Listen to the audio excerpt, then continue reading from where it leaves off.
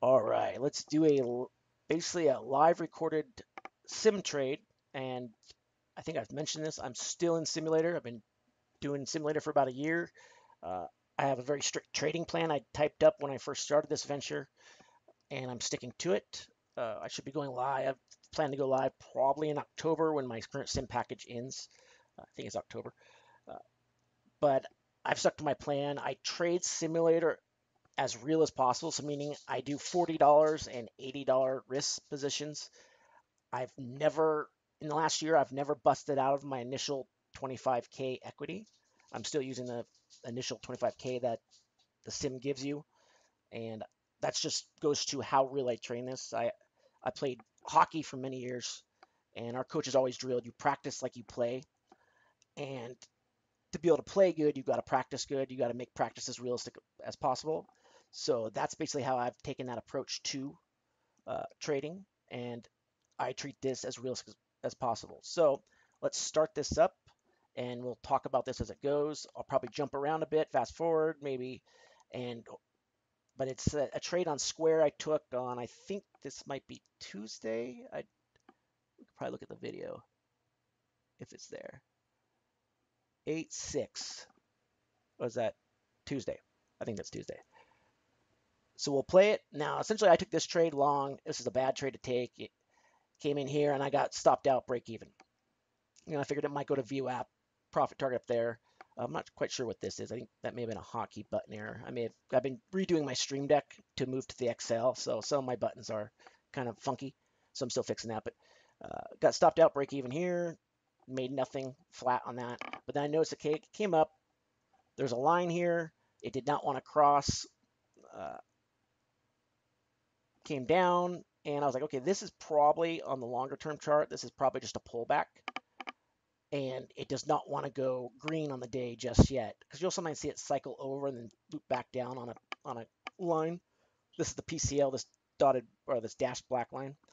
So I decided, okay, you know what? If this looks like it's got some juice to go, I'm going to take a short on it for probably low of the day, and we'll see what happens here.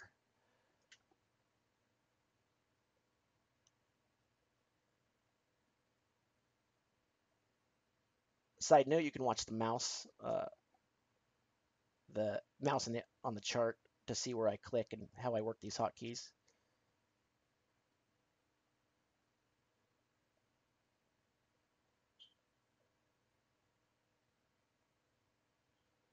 Right there. So I double clicked here, 6490, 6489 is what we populated. I hit my short hotkey. Let's see if I can pull that up here. This is what my Stream Deck XL looks like on my desk. My short hotkey would have probably been this one, full, which is an $80 risk. This is a $40 risk. I use the dollar risk version, not the equity risk version. And whoa, that's me playing with other things. So we're back to the video. So they were entered here. Now, you could have probably, a more seasoned trader would have gotten a better entry, probably up around this moving average if they're really into this trade. Uh, this is kind of the more risky because it has a chance of, you have a line here of where it's been bought up. You have a chance of this guy or these people. There's a line over here too. Uh, Basically holding that line and then it goes back up to here and just cycles. So you have a chance of getting in on basically the lower part of a cycle, which is bad. But this one actually worked out, so we will go play. And it starts to move. Let's see. And that's when I draw my box. I have a hotkey on my mouse. One of my buttons basically gives me the box command. I just drag from my stop to where I want it to go. And this is probably a 2-to-1. I think I'll probably measure it at some point. You'll see that tool in action.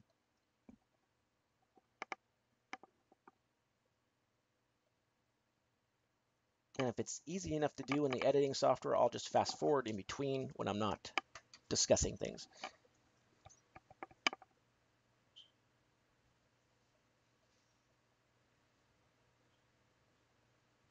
Now you see me here, I just decided to update because you saw this moving average right here. It's coming down lower. You see me measuring it, trying to get the scale. I'm basically going to update this to that moving average. And I do this manually. I just double click in my order box and just basically down cycle. I have hotkeys that do it, but I don't use them. It's just more mentally I can stay involved by just doing it manually.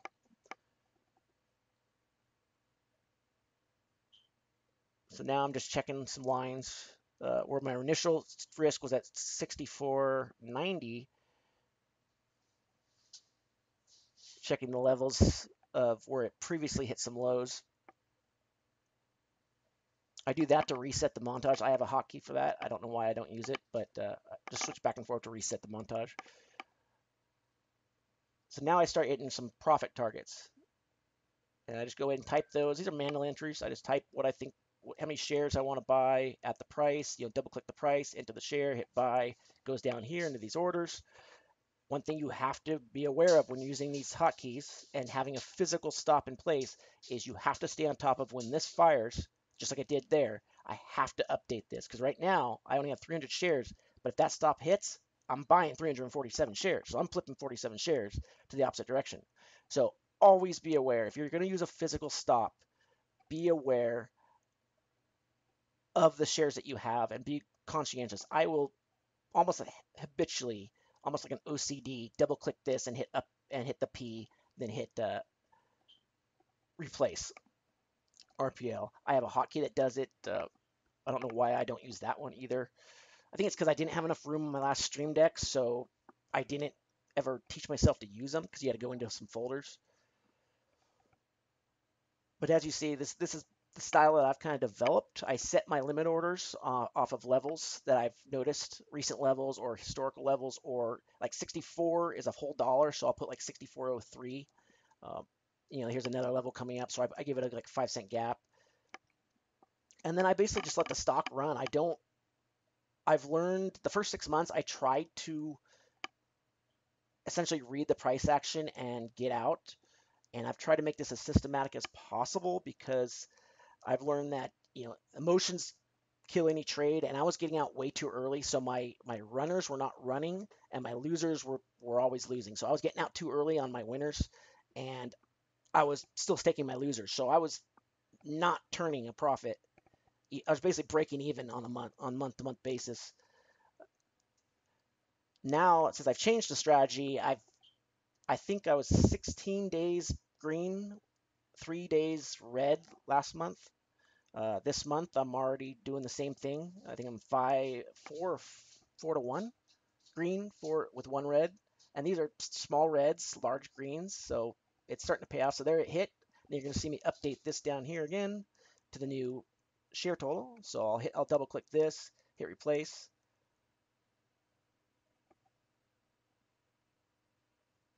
Positive replace. I changed the price now. I edited the price, and now it's at 64.43 because I'm trailing the 9 EMA. I'll probably switch to the 20 EMA at some point.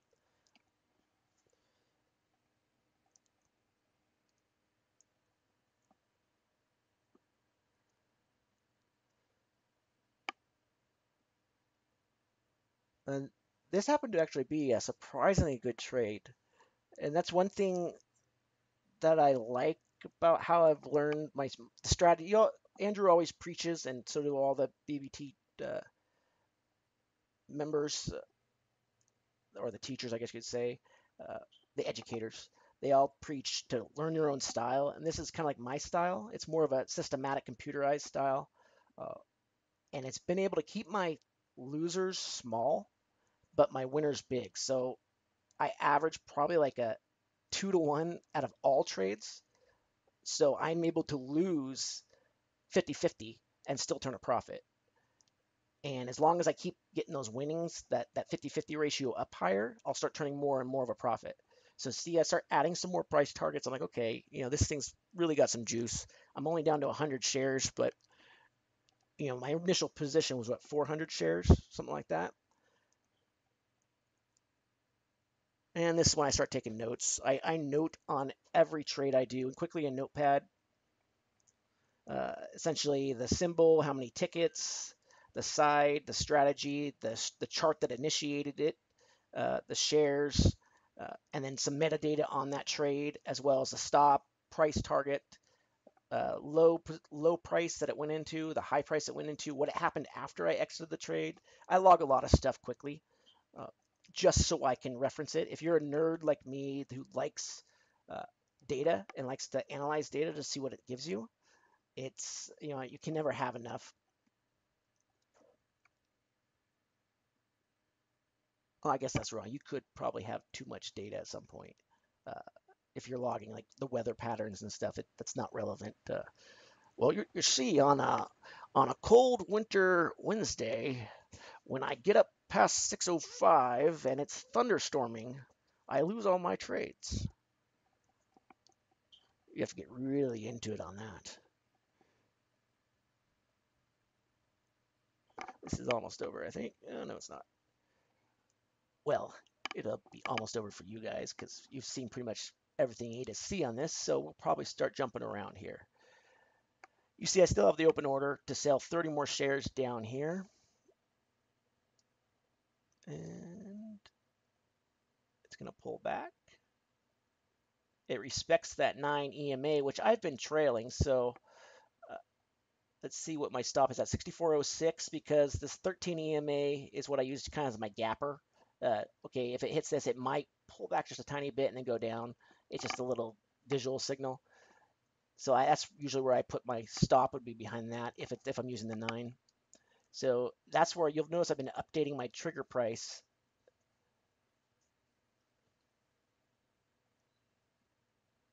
And I probably put another take profit order. Yeah, just because I was like, it may not have enough juice to get through there. So I want to lock in some more if it does for the momentary break. And now my stop is at 64.18. So it's still trailing down. Now you'll see right there. We'll pause it. This is the usage of the Fibonacci tool that I have on my mouse where I click my stop with my special button on my special mouse. I drag down below my entry, and now it projects R1, R2, R3, R4. I know that I'm below R4 here, so I'm pretty much in the money, even if I bail out now. So here's the 20 EMA, which I'm now trailing because that's at 64.11. So I switched the 20 EMA at some point, probably when it started to consolidate.